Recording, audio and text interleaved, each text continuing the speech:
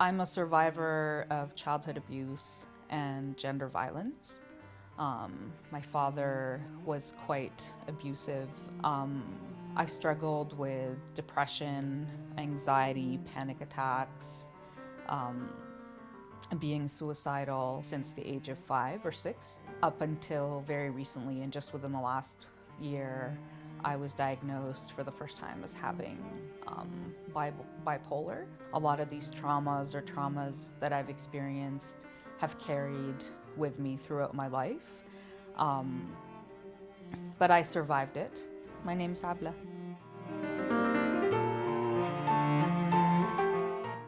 I was born in Palestine. I was born under occupation in the occupied West Bank in the city of Nablus. My mom was Jordanian, so I also identify as part Jordanian. And then we moved to Canada in 1987, so I've spent most of my life in Canada, so I also identify as Canadian. Growing up, it was very much a secret, both in Jordan and here. We always hid it. No one really noticed that I was really actually not doing well emotionally. I would have had a suicide attempt, but then I would go to school as if nothing happened. We weren't allowed to talk about the abuse. Until I was in university, I had started sort of challenging my father constantly as I myself sort of got stronger, but basically said to me, like, I can actually kill you. So at that point, I actually ran away from home for the first time, and that was sort of my act of liberation out of necessity. I was never allowed to have any kind of support for my mental health issues because my father knew, as an abuser, there's no way that you could see a therapist without talking about the abuse. So the first time I actually talked about the abuse, I think I was maybe 20 or 21. And then it was just dealing with all the years of trauma. I had about a year and a half left of my school. I was doing my undergrad at Ottawa U. I didn't really know anywhere to go, so it took me about a year to get back to school, and graduated and ended up doing my master's at Queen's in philosophy. I started looking for work, and I won a competition, and I ended up becoming a research assistant at the Office of the High Commissioner for Human Rights at the UN in Geneva, Switzerland.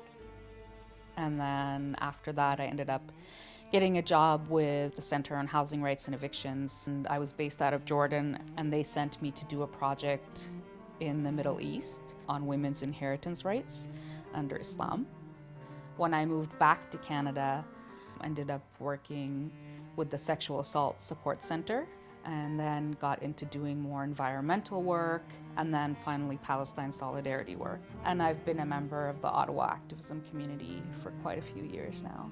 I finally decided to actually go back to school, and I got a scholarship at Carleton. So I had actually started to do a PhD on my activism work on the Palestine solidarity movement, and ended up just having breakdown after the first year, and just got really sick and really depressed, that I had to sort of take a leave of absence.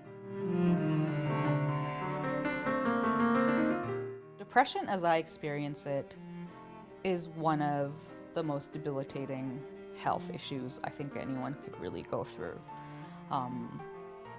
For me, it's usually 3 months of almost nonstop panic attacks and anxiety. I wake up with a panic attack, have so much anxiety throughout the whole day, to the point where you're so anxious, you're just basically like shaking the whole time, and you just kind of have to get through that. Everything looks bleak, you know, and you probably will feel bleak for several months. And everything does feel hopeless, because that's just what it feels like to be depressed, for me anyway. The struggle for justice is really long. It's really frustrating.